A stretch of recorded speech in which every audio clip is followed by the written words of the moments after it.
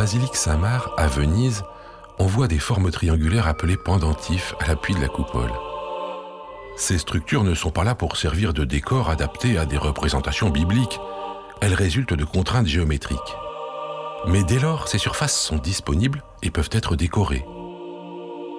Vouloir toujours trouver une utilité à tout est une démarche dite panglossienne.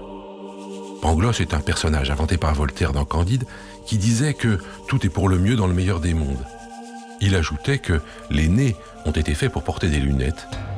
Aussi avons-nous des lunettes. L'exemple des pendentifs de Saint-Marc a été utilisé par Gould et Lewontin pour expliquer que quand on fabrique des bâtiments ou quand on développe un embryon, il y a des contraintes de fabrication. C'est en regardant les contraintes architecturales sur les grains de pollen et en étudiant la façon dont la sélection a pu jouer qu'il sera possible pour les scientifiques de comprendre comment la sélection et les contraintes interagissent pour déterminer ce qui existe. Ces pollens ont des formes extrêmement variées. Par exemple, ces formes de pollen-là viennent de fleurs qui appartiennent à la famille des Phorea, des Isopogons, des Leucospermum, des Protea et des Ceruria. La forme des grains de pollen est entièrement déterminée par ce qui se passe pendant la méiose. C'est une division cellulaire particulière qui divise par 2 le nombre de chromosomes dans les cellules. En partant d'une cellule, on arrive à 4. La séparation des cellules peut se faire par étapes.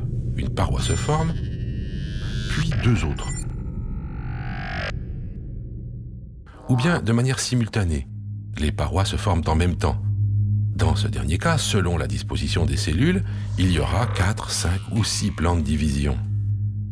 De plus, les parois peuvent se former en partant de l'extérieur de l'ensemble vers le centre, ou du centre vers l'extérieur, ou encore pour chaque paroi, du centre vers l'extérieur ou de l'extérieur vers le centre. Toutes les configurations possibles sont répertoriées. Or, c'est le dernier point de contact entre les cellules qui détermine où seront placées les apertures. L'aperture, c'est cette zone d'amincissement, parfois en forme de sillon, qui sert au pollen à germer. Lorsque le pollen tombe sur le stigmate, la partie femelle de la fleur, le tube pollinique, à l'extrémité duquel se trouvent les spermatozoïdes, va sortir d'une aperture. Il va germer et amener les spermatozoïdes jusqu'à l'ovule. C'est maintenant que la sélection naturelle va opérer. En fonction de leur forme, ces pollens vont plus ou moins bien résister à des contraintes mécaniques, comme l'humidité par exemple. Plus il y a d'aperture, plus le grain de pollen germe vite. S'il est rapidement prélevé par un insecte, les spermatozoïdes de ce grain seront alors rapidement amenés aux ovules pour féconder la fleur, avant ceux qui ont le moins d'aperture. En revanche, ces derniers qui germent moins vite survivent plus longtemps. Ils auront donc plus de chances de féconder les fleurs si les insectes ne viennent pas rapidement.